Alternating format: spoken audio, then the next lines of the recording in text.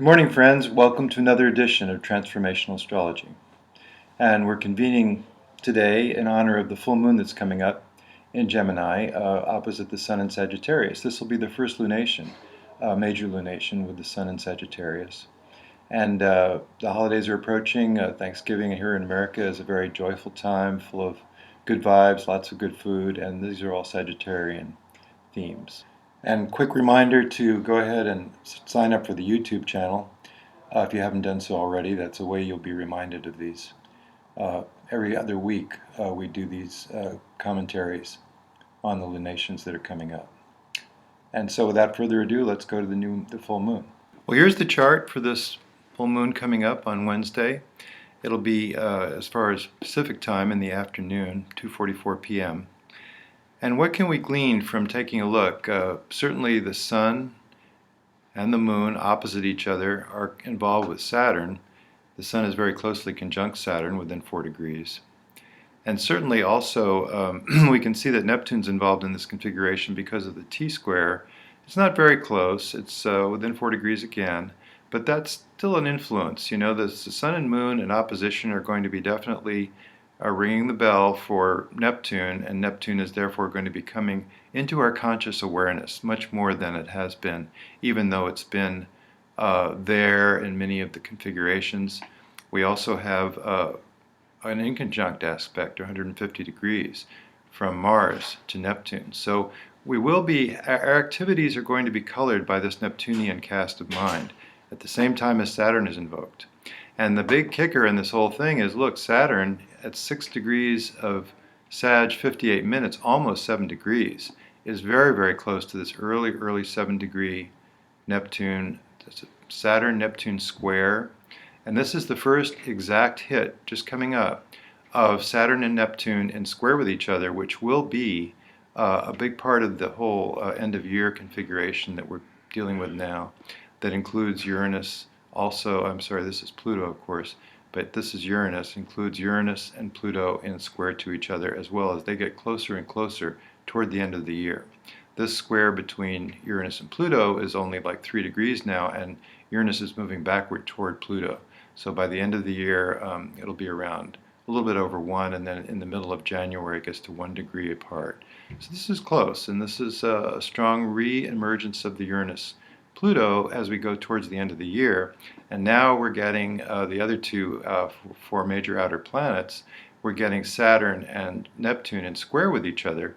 And what can we make out of that? I mean, this is a very strong configuration for this full moon configuration, which is in joyful Sagittarius, ruled by Jupiter. And it's also, you know, the time that we start to tune into mental process, to trying to understand a little bit more what we're up to as we enter into Sagittarius, which is really the sign of higher mind activities, as well as travel, as well as new perspectives, learning, teaching and learning. So these are very important times, and this is the beginning of a really important month. I mean, the month doesn't begin for another week or so, but this is a very important beginning of December to see this full moon that will carry us through the next 2 weeks of the lunations. As I said, Neptune being prominent means that there's a certain amount of abstraction, a certain amount of getting away from the physical plane. Neptune takes us away. It takes us into the cosmic soup of oneness. Compassion is up for us now. We are really seeing some of the trials and tribulations of the world in a very compassionate way, in a difficult way, and also recognizing that this is a part of cosmic process. And that if we take the biggest possible picture viewpoint, there's a learning that's going on, that the whole world is learning from these situations, and hopefully learning not to repeat the situations that we've seen, the desperate violence that's going on all over the world, many hotspots, of course. What can we learn from it? Now that's all of a sudden a Saturnian word, because Saturn, although it represents limitations, it represents the physical plane, as opposed to Neptune, which represents the beyond. Saturn is a teacher. Saturn is a planet of the earthly plane, the earthly existence. The inner planets correspond to the way the ancients saw things, and that included also Jupiter and Saturn. And that was part of just the way they saw things, the way we have the mundane world, a political world, the world that we inhabit socially. Those are all reflected in these early planets up through Saturn, which was the planets known to the ancients.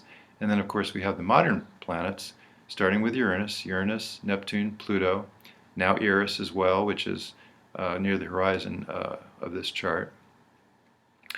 And then, as the chart is cast for Pacific Coast time. And also, we note that Jupiter is making an inconjunct right now to this Eris position. So Jupiter is important because it's the ruler of the Sun. It's making an inconjunct to Eris. Eris is coming into our awareness as well. And Eris, this new planet, is a warrior energy. It's an energy for standing up for yourself, for what you most deeply believe. And we see that actually in some of the fighting that's going on, because these people are no other way they can see to really make a statement, make a comment. And that's their mistake, because violence is never the answer. But there's all of us that need to stand up for ourselves. And we really need to understand that it's time to take action. The time for waiting and mulling over things is passing. These last few years of this decade, it's really time to, everybody has to stand up and be counted. And that's really what the planet Eris is telling us, because it is a spiritual warrior energy for the most deep, most cherished beliefs that you hold. So that's very important, and it is rising on the West Coast, which is interesting. All right, so when we look at Uranus, and when we look at the fact that Uranus is prominent in this chart as well, since Jupiter also opposes Uranus, or not, I'm sorry, Jupiter does not oppose Uranus, but Jupiter is inconjunct to Uranus as well as it is to Eris, and Eris is close to Uranus. So Uranus is prominent, and will be even more prominent in the coming new moon, in the mid-December new moon of December 11th. Well, Uranus tells us brilliant ideas are just around the corner. There's epiphanies. This is very important. Recognize where your intuition is leading you. Recognize that the strange path may be the path to wholeness. You have to take everything into account, and don't fail to pay attention when your intuition tells you something that may be the truth. You have to evaluate. That's what Saturn is all about. Evaluating, deciding, taking the limitations of the physical world as your guideline. Because we do live, we are souls that are, maybe you could say trapped in the physical world, you could say inhabiting the physical world, you could say why do we come into the physical world if we're so free and outer dimensional as souls can. It's lessons that we learn here that bring us forward into our soul's evolutionary journey. And remember, with Saturn and Neptune, they are antithetical elements. So when they combine in a square like this, there's ways that can be a struggle. We can, in fact, decide to go one way or the other. If we're very cosmic beings that are not so familiar with the real world, we may be tempted to escape, to take ourselves away. And if we're a more hard and fast, reality-oriented people, there may be a distraction. We may feel deception or self-deception or overly idealized. There's a struggle between the 2 points of view.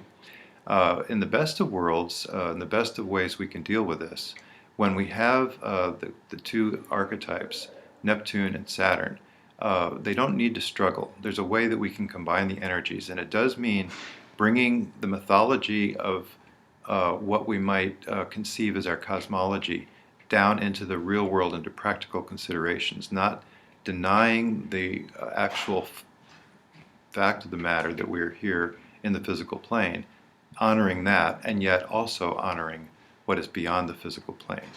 So we need to be paying attention to both, because we circulate back and forth between our cosmic selves, our souls, our higher selves, and the mundane reality, the ego reality that we are dealing with every day as we interact with each other. So this is what this full moon is all about. It's a very intense full moon. If we look at the actual West Coast chart, Pluto is emphasized. Pluto is at the top of the chart. And Pluto is all about transformation. And in Capricorn, it's about the physical transformation. And we have Saturn, the ruler of Capricorn, prominent in this full moon configuration, also conjunct Mercury, so it's a very thoughtful time. It's a time when we can't always say exactly what's on our minds because we have to stop and think about it. It slows us down. But at the same time, we slow down in order to get ahead, in order to gain a certain understanding of what it is that we're truly up to. So this is very important times to really tune in, pay attention, walk your talk. It's very important to actually do what you think is consistent with your soul purpose, and include standing up and being counted and maybe making waves, because there may be a time when you have to make objection to what's going on and make a stand and make a statement.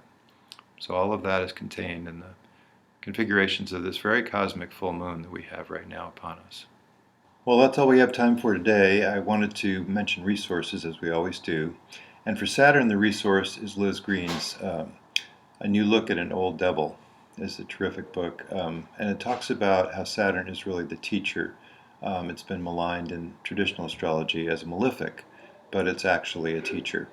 I also would like to recommend a great book on Neptune is Liz Green's book on Neptune as well, called Neptune.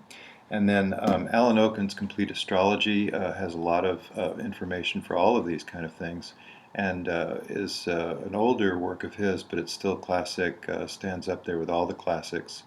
In fact, his other books as well, The Rulers of the Horoscope, Soul-Centered Astrology, The Horoscope, The Road and Its Travelers, these are all classic works of his. Can't recommend Alan too highly. He's a terrific soul and a great resource for astrology, and has a cosmic perspective, always talking about the higher purpose. And then the book I wrote on Eris is The 10th Planet, Revelations from the Astrological Eris. And I want to recommend as well the Time Passages software, which has great interpretations. You have to put it together, for yourself and see how this really means something for you. You have to bring yourself to it, but it's a really great learning tool and a really great way to understand more about charts. So that's all. Have a nice time the next 2 weeks, and talk to you soon. Bye now.